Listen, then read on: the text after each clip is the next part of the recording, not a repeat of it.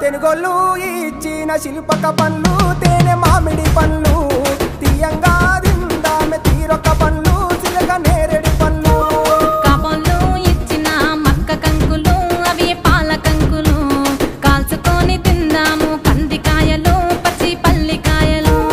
గుజారి గుజారి మామిళ్ళ కిందో నల్ల మామిళ్ళ కింద కుసుమరోళ్ళేసిన కుందన బొమ్మ అది కుందన బొమ్మ